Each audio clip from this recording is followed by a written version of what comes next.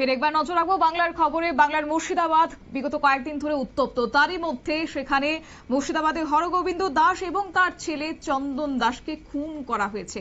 এই অভিযোগ যখন সামনে আসে তারপরে মৃত হরগোবিন্দ দাস এবং তার ছেলে চন্দন দাস তার পরিবারকে সাহায্যের হাত বাড়িয়ে দিয়েছে সরকার, কিন্তু সরকারের ক্ষতিপূরণ নেবেন না। মুখ্যমন্ত্রী 10 লক্ষ টাকা ক্ষতিপূরণ ঘোষণা দেওয়ার কথা ঘোষণা করেছেন মৃতদের পরিবারকে। হরগোবিন্দ দাসের পরিবারের বক্তব্য, টাকা নয়, বিচার চায়, দুষ্কৃতিকারীদের শাস্তি চায়। আর এই তাদের বক্তব্যের পর পরিবারের পক্ষ থেকে যে বক্তব্য রাখা হয়েছে, এরপর বিজেপি নেতা দিলীপ ঘোষ কি জানিয়েছে শুনুন। তাদের প্রাণের দাম 30 লাখ টাকা, তার মধ্যে একজন এই টাকা মুখের ওপর রিফিউজ করে দিয়েছেন।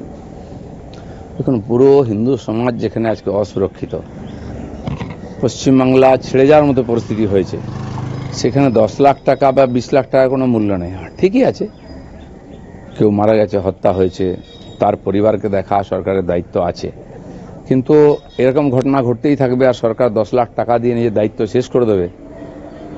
আরজি করের ঘটনা ঘটলে একটি ডাক্তার মেয়ে, তাকে ডাক্তার তৈরি করতে খরচা করতে হয় 50-60 লাখ, 1 কোটি টাকা, কিন্তু তার চেয়েও যে মূল্যবান জীবন তার একজন ডাক্তার, একজন মেয়ে, তাকেও 10 লাখ টাকা দেওয়া হয়েছিল। তো টাকার বিনিময়ে তো সমস্ত পাপ ঢাকা দেওয়া যায় না। কেন এই ঘটনা ঘটছে, এর গোড়ায় যেতে হবে। একটাও প্রাণ কেন যাবে, আর কেন মানুষ ভয়ের মধ্যে থাকবে নিজের ভিটেমাটিতে, কেন নিজের ভিটেমাটি। বিজেপি নেতা দিলীপ ঘোষের বক্তব্য আপনারা শুনলেন, যখন সাংবাদিকরা তাকে প্রশ্ন করেছে যে একটা প্রাণের বিনিময়ে কি শুধুমাত্রই 10 লক্ষ টাকা।